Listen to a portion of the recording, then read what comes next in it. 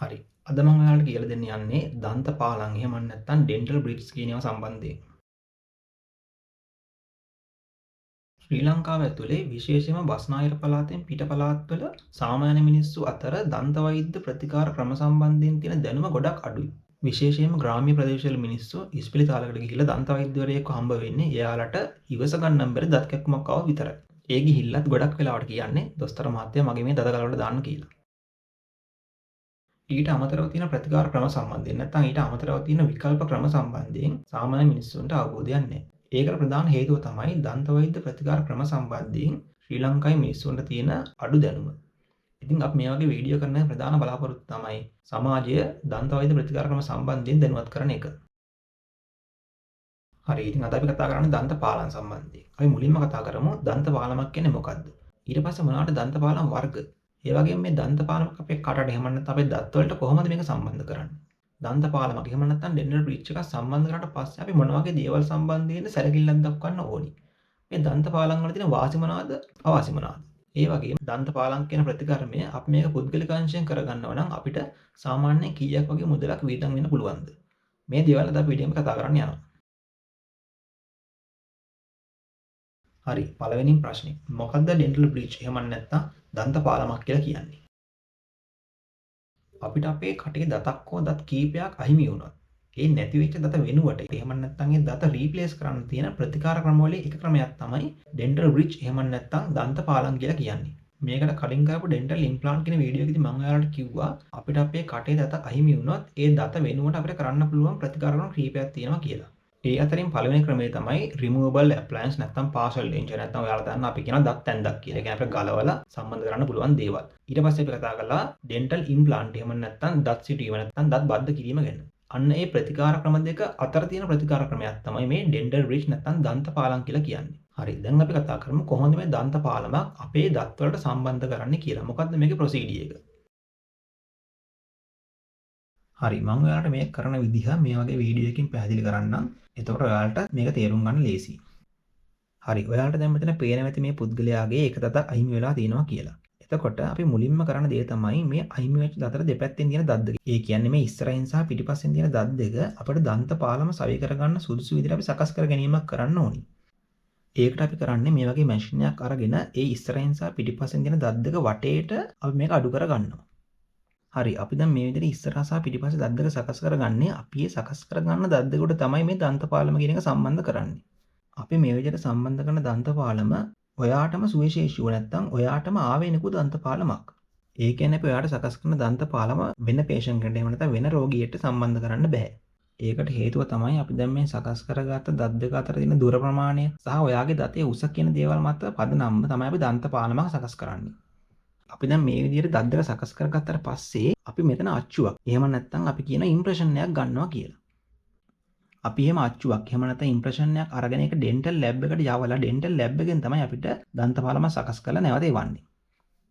ඒ විදිහට මෙතන අච්චුවක් ලබා ගන්න එක ඉන්ට්‍රෝරල් මැෂින් එකක් භාවිත කරලා ස්කෑන් කරලා නැත්නම් ඉම්ප්‍රෙෂන් මැටීරියල් එකක් හරි භාවිත කරලා ඒක වෛද්‍යවරයාගෙන් ලබා ගන්නවා. ඊට පස්සේ ලබා ගන්න අච්චුව තමයි අර මං කිව්ව විදිහට ඩෙන්ටල් ලැබ් එකට යවන්නේ. ඒ විදිහට අපි අච්චු අරගෙන ඩෙන්ටල් ලැබ් එකට යවුවට පස්සේ සති දෙකකින් තුනකින් තමයි ඒ ඔයාගේ දන්ත පාලම සකස් කරලා නැවත අපිට එන්නේ. එතකන් අපි කරන්නේ අපි මේ විදිහට සකස් කරපු දත් දෙක මත తాවකාලික පාලමක් එහෙම නැත්නම් ටෙම්පරරි බ්‍රිජ් එක සම්බන්ධ කරලා පේෂන්ව ගෙදර යවනවා. ඒ විදිහට සම්බන්ධ කරන తాවකාලික බ්‍රිජ් එක ඔයාට 100%ම ගැලපෙන එකක් නෙවෙයි. අපි ඒක తాවකාලිකව තමයි සම්බන්ධ කරන්නේ මේ සකස් කරපු දත් දෙක ආරක්ෂා කරන්න. හරි, ඊට පස්සේ මේ විදිහට සති දෙකකින් තුනකින් ආයි patient අපි එන්න කියලා තමයි අපි ස්ථිර දන්ත පාලම එහෙම නැත්නම් permanent dental bridge එක සම්බන්ධ කරන්නේ. එතකොට මේ තියෙන්නේ අර කලින් පෙන්නපු විදිහටම දත් දෙකක් අහිමි වෙච්ච කෙනෙක්ගේ දන්ත පාලමක් සම්බන්ධ කරන විදිය. හරි, මං හිතනවා ඔයාලට එතකොට මේ දන්ත පාලමක් සම්බන්ධ කරන ක්‍රියාවලිය ඉතාම හොඳින් පැහැදිලි වෙන්න ඇති කියලා. ඒතර ඔයාලා තේරුම් ගන්න ඕනි. ඔයාලා දන්ත පාලමක් සම්බන්ධ කරද්දී ඔයාලට දන්ත වෛද්‍යරයා අවස්ථා දෙකකදී එහෙම නැත්නම් අපොයින්ට්මන්ට් දෙකකදී ඔයාලට සම්බන්ධ වෙනවා. ඒ වගේම ඔයාලා දැනගන්න දේ තමයි මේ ඩෙන්ටල් බ්‍රිජ් එක නැත්නම් දන්ත පාලමක් කියන එක අපිට දත්තෙන් දකගේ රැයට ගලවලා දීලා ආයෙ උදේට සම්බන්ධ කරගන්න බෑ. එහෙම එකක් නෙවෙයි. මේක අපි සම්බන්ධ කරන්නේ පර්මනන්ට්, ඒ කියන්නේ ස්ථිර තමයි මේ දත් වලට සම්බන්ධ කරන්නේ. හරි, මම දැන් ඔයාලට කලින් වීඩියෝ එකකින් පෙන්නුවේ සාම්ප්‍රදායික දන්ත පාලම් කියන දන්ත පාලම් වර්ගය. ඊට අමතරව අපිට තව දන්ත පාලම් වර්ග කීපයක් තියෙනවා. මම ඔයාලට ඒ ගැනත් කියලා දෙන්නම්. හරි, මේ තියෙන තොර පළවෙනි වර්ගය. මේක තමයි මම අර කලින් වීඩියෝ එකේ පෙන්නුවේ. එතකොට මේකෙදි කරන්නේ අපි අර දත නැති වෙච්ච තැනට ඉස්සරහින් සහ පිටිපස්සෙන් තියෙන දත් දෙක සකස් කරලා මේ විදිහට දන්ත පාලම සම්බන්ධ කරනවා. ඒතර මේ තියෙන්නේ කොටස් තුනක එහෙම නැත්නම් යුනිට් තුනක දන්ත පාලමක්. එතකොට මේ විදිහට ඔයාගේ අවශ්‍යතාවයේ පරිදි ඔයාට අවශ්‍ය දත් ප්‍රමාණයනවා මේක අපිට යුනිට් 3ක් 4ක් 5ක් කියලා සාම්ප්‍රදායික දන්ත පාලම් සකස් කරන්න පුළුවන්. එතකොට මේ දන්ත පාලම් වර්ගයේ ඉස්සරහ දත් වලට වගේම පිටිපස්ස දත් වලටත් භාවිතා කරන්න පුළුවන්.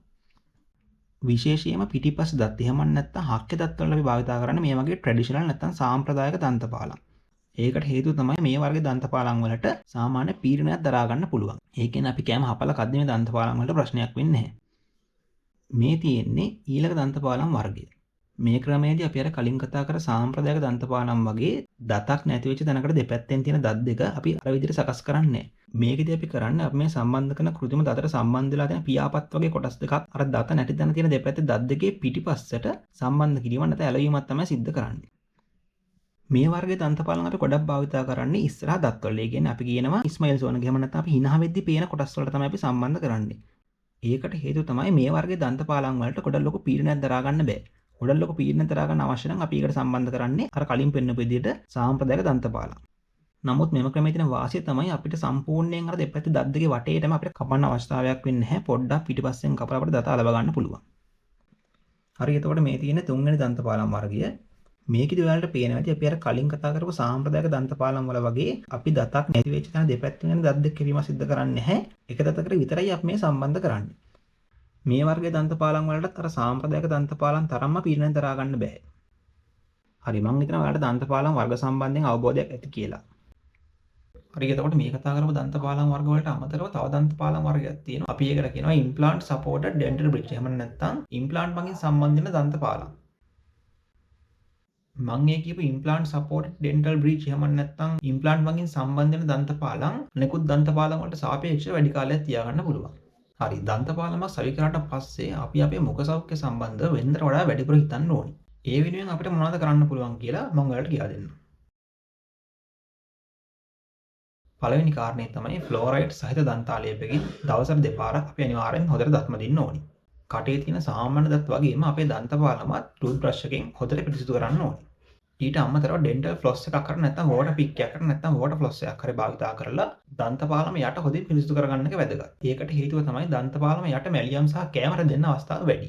තව ඔයාලට පුළුවන් නම් ඉලෙක්ට්‍රික් ටූත් බ්‍රෂ් තියෙනවා. ඔයාලට ඒ වගේ දේවල් පාවිච්චි කරන්න පුළුවන් නම් වඩා හොඳයි.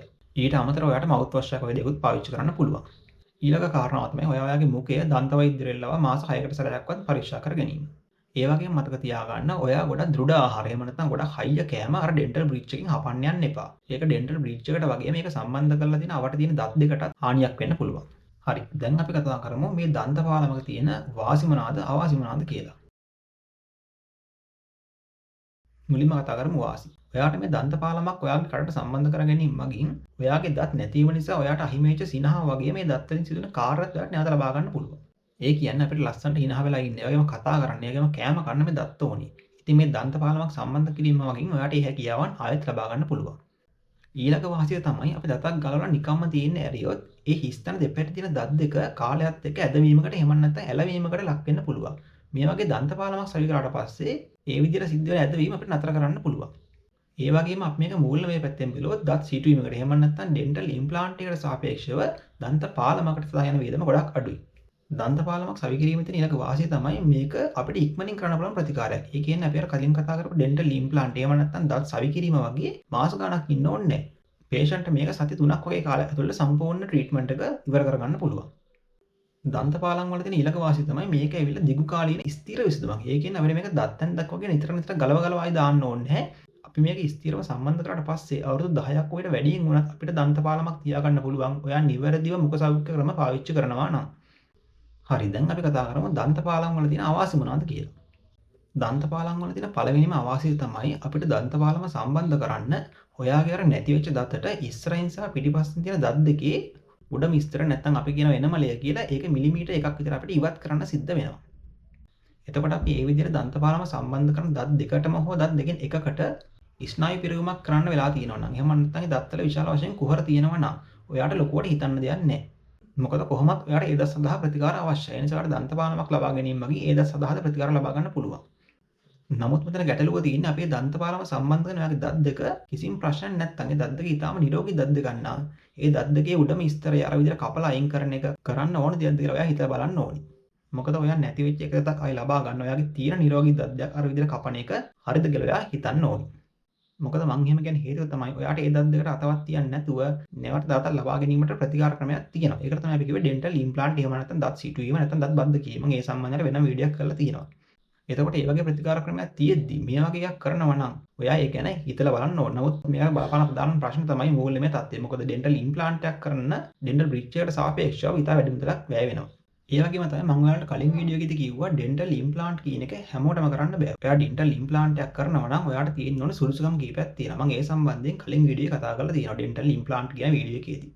ඒ වගේම අපි සාමාන්‍යයෙන් අවුරුදු 21කට වඩා අඩු පේෂන්ට් කෙනෙක්ට ඩෙන්ටල් ඉම්ප්ලාන්ට් එකක් කරන්නේ නැහැ. ඒකට හේතුව තමයි අපි පේෂන්ට්ගේ අස්ථි වර්ධනය කොතනින් නතර වෙදිලා කියන්න දන්නේ නැහැ. එතකොට මේ වගේ ඩෙන්ටල් ඉම්ප්ලාන්ට් එකක් කරන්න බැරි පේෂන්ට්ලට ඩෙන්ටල් බ්‍රිඩ්ජ් එහෙම නැත්නම් දන්ත පාලම් සඳහා යොමු වෙන්න පුළුවන්. අපිට අපේ දතක් අහිමි වෙලා එහෙම නැත්නම් දතක් ගලවලා කාලයක් යද්දී ඒ දත තිබ්බ තැන අස්ථිය ෂේ වීමකට ලක් වෙනවා. අපි කියන එකට බෝන් ලොස් වෙනවා කියලා. ඩෙන්ටල් ඉම්ප්ලාන්ට් එහෙම නැත්නම් දත් සිටුවීම වගේ ප්‍රතිකාරයක් මගින් අපිට මේ බෝන් ලොස් එක එහෙම නැත්නම් අස්ථිය ෂේ වීම වළක්වා ගන්න පුළුවන්. නමුත් මේ දන්ත පාලම් කියන ප්‍රතිකාර ක්‍රමය අපි සිදු කරා කියලා අපිට අස්ථිය ෂේ වීම එහෙම නැත්නම් බෝන් ලොස් එක වළක්වා ගන්න බෑ. ඒකට හේතුව තමයි අපි දන්ත පාලම් කියන ප්‍රතිකාර ක්‍රමය මගින් අපේ නැති වෙච්ච දතේ උඩ කොටසක් නැවත ලබා දුන්නට අපි දතේ මුල නැවත ලබා දෙන්නේ නැහැ. ඒ කියන්නේ අපි දන්ත පාලමක් එහෙම නැත්නම් ඩෙන්ටල් බ්‍රිඩ්ජ් එක සම්බන්ධ කරා කියලා මේ අස්ථිය ෂේ වීමේ ක්‍රියාවලිය නතර වෙන්නේ නැහැ. එතකොට සාමාන්‍යයෙන් අවුරුදු 10ක් 15ක් වගේ යද්දී මේ දන්ත පාලම සහ අපේ විදුලි මහ අතර ગેප් එකක් එහෙම නැත්නම් හිස්තන නිර්මාණය වෙන්න පුළුවන්. ඒකත් දන්ත පාලම් වල තියෙන එක අවාසියක්. දන්ත පාලම් වල තියෙන ඊළඟ අවාසිය තමයි මම අර කලින් කිව්ව විදිහට දන්ත පාලමක් සම්බන්ධ කරන අර දෙපැත්තේ තියෙන දත් දෙකේ උඩ විස්තර නැත්නම් අපි කියන එනමල් ලෙක්කලේ මිලිමීටර් එකක් පමණ අපි ඉවත් කිරීම සිද්ධ කරනවා. එතකොට කාලයක් සමග අපේ දන්ත පාලම සම්බන්ධ කරන දත් දෙකේ දත් කුහර ඇතිීමේ හැකියාවක් තියෙනවා. ඒකත් එක අවාසියක් තමයි දන්ත පාලම් වල. දන්ත පාලම් වල තියෙන ඊළඟ අවාසිය තමයි දන්ත පාලමක ආයු කාලය ඩෙන්ටල් ඉම්ප්ලාන්ට් එහෙම නැත්නම් දත් සිටුවීමක් තරම දිගු වෙන්නේ නැහැ. සාමාන්‍ය දන්ත පාලමක ආයු කාලය අපි කියන්නේ අවුරුදු 10ත් 15ත් අතර තමයි වෙන්නේ. නමුත් ඒ සඳහා මම අර කලින් කිව්ව විදිහට ඔයාගේ මුඛ සෞඛ්‍යය ඉතාමත් හොඳින් පවත්වාගෙන යන්න ඕනි. හරි ඊළඟ ප්‍රශ්නේ දන්ත පාලමක් පෞද්ගලික අංශයෙන් කරගන්නවා නම් ඔයාට කීයක් වගේ මුදලක් වියදම් වේද කියන එක. දන්ත පාලමක් සඳහා වියදම් වන මුදල කාරණා කීපයක් මත වෙනස් වෙන්න පුළුවන්. ඒවා තමයි දන්ත පාලම් වර්ගය එහෙම නැත්නම් දන්ත පාලම් සඳහා යොදා ගන්න මැටීරියල් එක. ඒ වගේම ප්‍රදේශයෙන් ප්‍රදේශයටත් මේ සඳහා මිල ගණන් වෙනස් වෙන්න පුළුවන්. උදාහරණකින් කියනවා නම් අපි අපේ කටේ ඉදිරිපස ප්‍රදේශයේ දන්ත පාලමක් සම්බන්ධ කරනවා නම් අපි ගොඩාක් සැලකිලිමත් වෙන දන්ත පාලමේ ලස්සන ගැන. මොකද ඒක මිනිස්සුන්ට පේන නිසා. ඒ වගේම අපි දන්ත පාලම සම්බන්ධ කරන්නේ අපේ කටේ පිටුපස ප්‍රදේශයට නම් අපි ගොඩාක් සැලකිල්ලක් දක්වන්නේ දන්ත පාලමේ ශක්තිය ගැන. එතකොට ඒ කටේ ඉදිරිපසට සහ පිටිපසට සම්බන්ධ කරන දන්ත පාලම් වර්ග සාධන මැටීරියල් එක වෙනස්. අන්න ඒ විදිහට මැටීරියල් එක වෙනස් වෙනකොට ඒ දන්ත පාලම් වල මිල ගන්නත් වෙනස් වෙනවා. නමුත් ඔයාලට අදහසක් ගන්න මම දලාගයක් කියනවා නම් අපි තුමු සාමාන්‍ය සාම්ප්‍රදායික දන්ත පාලමක් කියලා. ඒ කියන්නේ කොටස් තුනක දන්ත පාලමක්. අර මම කලින් පෙන්නන විදිහට. ගොඩක් වෙලාවට 15000ත් 50000ත් අතර මුදලක් වෙන අවස්ථාව ගොඩක් වැඩි. නමුත් මේක ප්‍රදේශයෙන් ප්‍රදේශයට වෙනස් වෙන්න පුළුවන්. ඒ වගේම ඔයාලට මේක පෞද්ගලික අංශයෙන් විතරක් නෙවෙයි රජයේ රෝහල් වලත් මේ ප්‍රතිකාර ක්‍රමය ලබා ගන්න පුළුවන්. හරි ඊළඟට පේෂන්ට් අපෙන් අහන ප්‍රශ්නයක් තමයි දන්ත පාලමක් සම්බන්ධ කිරීම කියන ප්‍රතිකාර ක්‍රමයේදී අපිට රිදෙනවද කියන එක. නෑ එහෙම පොඩ්ඩක්වත් රිදෙන්නේ නෑ. මේකට අපි කියනවා මිනිමල් ඉන්වේසිව්. ඒ කියන්නේ රිදීම ඉතාමත් අඩුයි. රිදෙන්නේ නැතිම තරම් තමයි මේ දන්ත පාලම් සම්බන්ධ කිරීමේ ප්‍රතිකාර ක්‍රමය. ඊළඟ ප්‍රශ්න තමයි අපි එහෙම සම්බන්ධ කරන දන්ත පාලම් ස්වභාවික දත් වගේමද එහෙම නැත්නම් ඒවට තියෙන නැචරල් ලුක් එකක්ද කියලා පේෂන්ට්ලා අහනවා. ඔව් එහෙම කිසිම වෙනසක් නෑ. දන්ත පාලම් වගේ සම්බන්ධ කරන දත් ස්වභාවික දත් වලට පෙනුමෙන් ඉතාමත් සමානයි. ඒත් එක්කම ඔයා මතක තියාගන්න වැදගත් කාරණාවක් තියෙනවා. ඒ තමයි ස්වභාවික දත් කාලයත් එක්ක අවබහ ගැන්නුනාට දන්ත පාලමේ දත් එහෙම කාලයත් එක්ක ස්වභාවික දත් වගේ අවබහ ගැන්වෙන්නේ නෑ. එතකොට කාලයක් ඇද්දී ඔයාගේ ස්වභාවික දත් සහ දන්ත පාලමේ දත් අතර වෙනසක් පේන්න පුළුවන්. ඒ නිසා ඔයා දන්ත පාලමක් ලබා ගන්න කලින් ඔයාගේ ස්වභාවික දත් සුදු කර ගන්න ඕන එක ගොඩක් හොඳයි. එතකොට ඔයාගේ ස්වභාවික දත් සහ දන්ත පාලමේ දත් අතර දිගු කාලීනව කිසිදු වෙනසක් හොයාගන්න බෑ. හරි ඉතින් මම හිතනවා ඔයාලට දන්ත පාලම් එහෙම නැත්නම් ඩෙන්ටල් බ්‍රිඩ්ජ් සම්බන්ධයෙන් සීල්ම කරුණු වගේ මම මේ වීඩියෝෙන් කරා කියලා. ඔයාලට මීට අමතරව තාම නාර දේවල් දැනගන්න දෙයක් තියෙනවා අනිවාර්යෙන් කමෙන්ට් එකක් විදිහට දාන්න.